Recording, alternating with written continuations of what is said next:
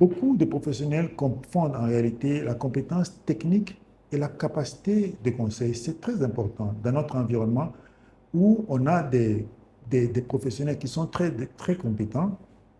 Ils maîtrisent leur secteur, ils maîtrisent leur domaine, ils comprennent les politiques publiques, ils savent analyser, ils savent produire des rapports. C'est bien, mais cela ne fait pas forcément des conseillers. Parce que pour conseiller, il faut faire un peu plus. Il y a un saut. L'expert explique le problème, mais le consultant aide l'institution à pouvoir se mettre hors de la difficulté. Et c'est beaucoup plus exigeant.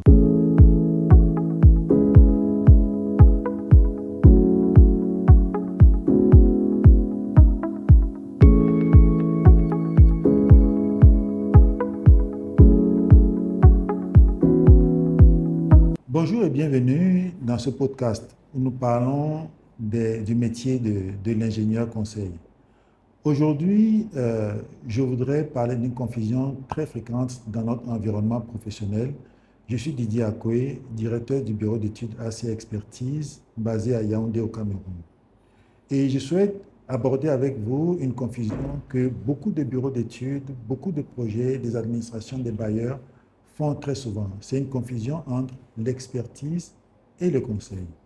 On utilise très souvent ces deux mots comme s'ils voulaient dire la même chose. On dit souvent que c'est un expert, c'est un consultant, c'est un spécialiste.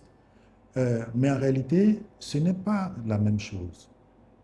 Et pour comprendre cela, il faut définir de manière technique là où l'un et l'autre interviennent.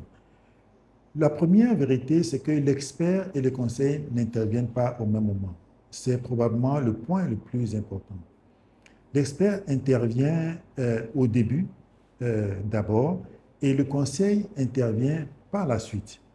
L'expertise aide à comprendre et le conseil aide à choisir. Et ça, c'est une différence importante. L'expert se pose un certain nombre de questions. Pourquoi cela ne fonctionne pas?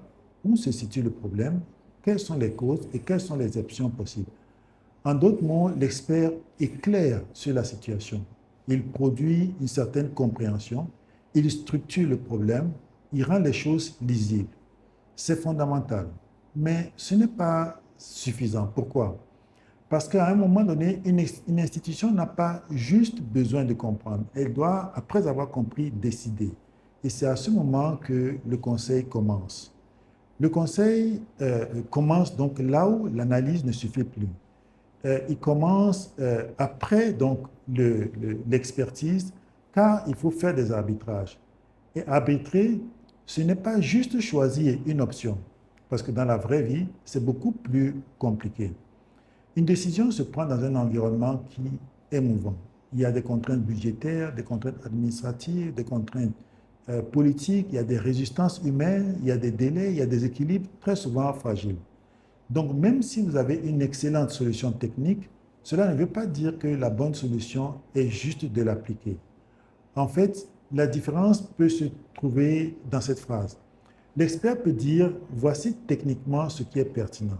Et par contre, le consultant, lui, il dit, après avoir vu tout ce qui est pertinent, voici ce qui est raisonnable, soutenable et stratégiquement faisable.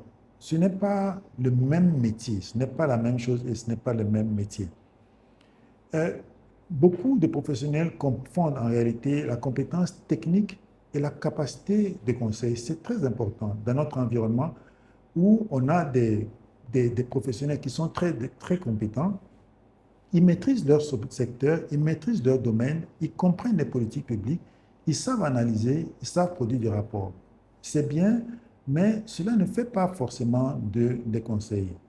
Parce que pour conseiller, il faut faire un peu plus. Il y a un saut. L'expert explique le problème, mais le consultant aide l'institution à pouvoir se mettre hors de la difficulté. Et c'est beaucoup plus exigeant parce que cela demande du jugement, de la hiérarchisation, de la prudence, de l'intelligence stratégique. Autrement dit, on peut être intelligent techniquement, mais être limité dans sa capacité à orienter pour une décision. C'est le point important. L'expert recherche de manière générale la justesse, mais le consultant cherche la faisabilité. Et ça, c'est un point aussi important. parce qu'il y a une nuance à ce niveau qui change tout.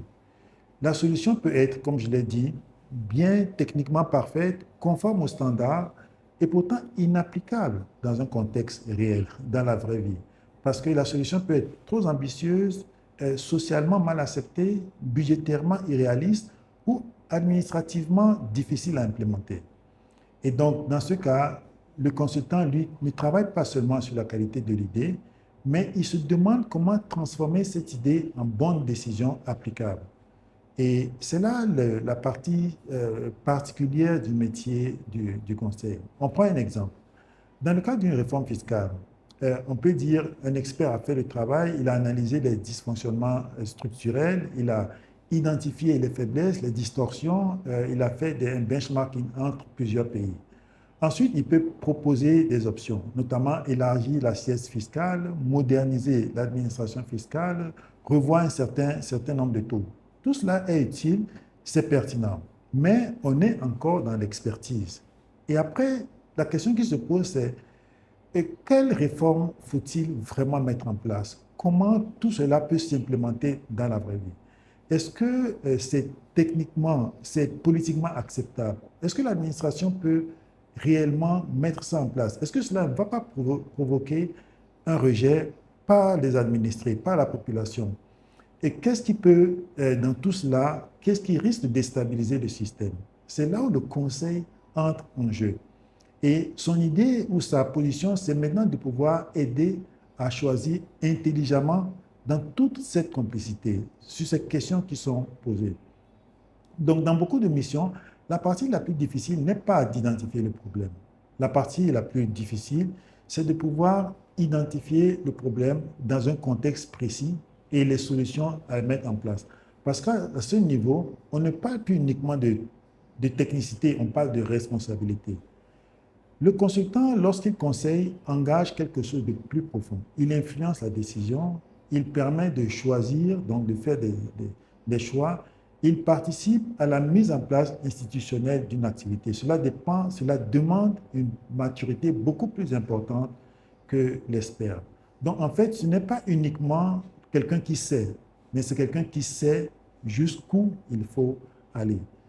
Et cette distinction est très importante pour les bureaux africains aussi, parce que plusieurs sont très bons sur le plan technique, ils connaissent les réalités locales, connaissent l'administration, connaissent les enjeux, mais il faudrait pour cela les positionner comme acteurs de prise de décision.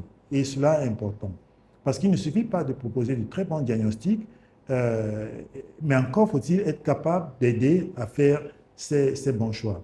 Parce qu'au fond, ces institutions n'ont pas besoin uniquement de gens qui décèlent les problèmes, mais plutôt des gens qui puissent faire avancer sans casser l'équilibre du système. C'est exactement ce qu'apporte le conseil.